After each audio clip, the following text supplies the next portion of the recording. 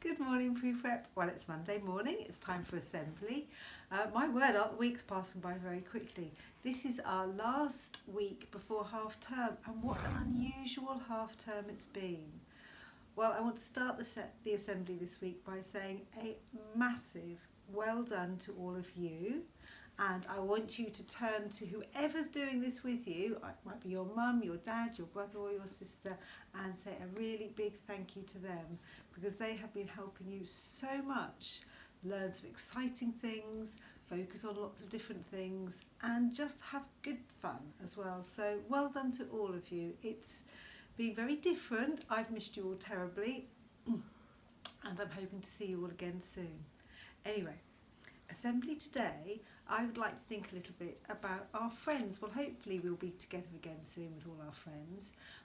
But just because you can't see them doesn't mean that they're not there. So this week we're going to be doing lots of different work. Some of it is going to be thinking about our friends, and we're going to be writing letters to help people think about how to be a good friend. We're also going to be thinking about what makes a good friend and how you can be a good friend. So lots of exciting things around friendship today. Now, we're also going to be learning about our homes. We're going to be having a little look at what Mrs. Campbell's house is made out of, and then you're going to look at your own homes.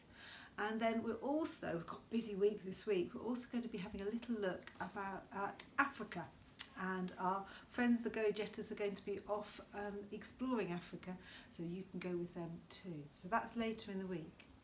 So let's start our assembly with a short prayer for our friends. So close your eyes and listen carefully. Loving God, bless my life with the gift of friendship. For those who are my friends, I am grateful. Let love, respect, and affection for each other flourish.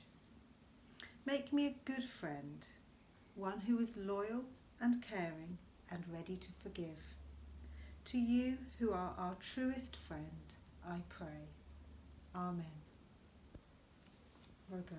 Now, I've got a short story that I want to tell you today in assembly.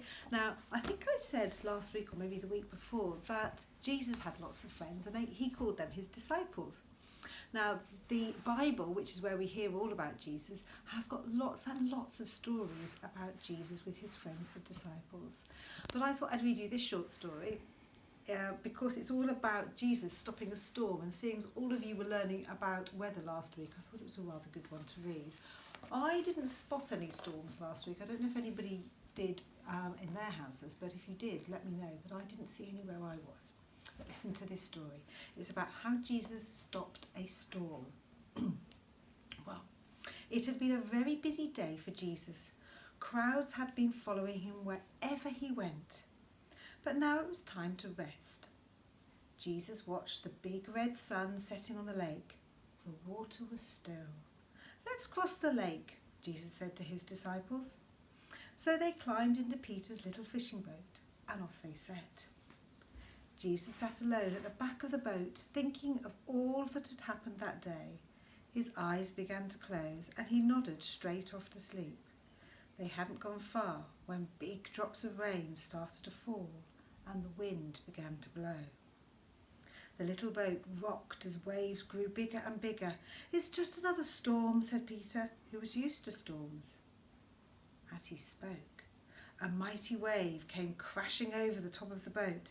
The disciples panicked. We're going to drown, they shouted. But Jesus did not hear.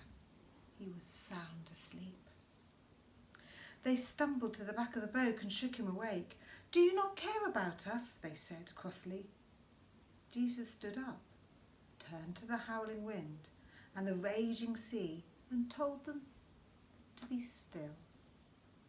At once, everything was calm. The storm was over. Why are you afraid? Jesus said to his friends. Surely you feel safe with me. The disciples didn't answer. They were just stunned that the storm had obeyed Jesus. What an extraordinary person he was. Now, as I say, the Bible's got lots of wonderful stories all about Jesus and the amazing things he did, and that's just one of them. So, Jesus did give us a rule all about friends, and I thought today would be a really good time to share that with you. Now, as we know, we have to look after our friends. You have to learn how to be a good friend. And I know all of you are really good friends, and I know you enjoy having your friends as well. But it's important to look after friends. Remember to listen to some of the things they say, share your ideas, but listen to theirs too. So Jesus had a rule for us, and he said it's this: you need to love one another. I love each one of you, and I want you to love each other. When you're happy together, everyone will know that you love one another and that you are my friends. So I think that's something that we should all try to be: a good friend and someone that thinks of other people in all of that we do. Now, you've got a busy day ahead. I would like to leave you with a song. So this is one that we sing in assembly sometimes. I found it, so hopefully you'll be able to sing along with it. So we're going to see if we can zoom into my computer and listen to the song. Do join in, and I will see you soon.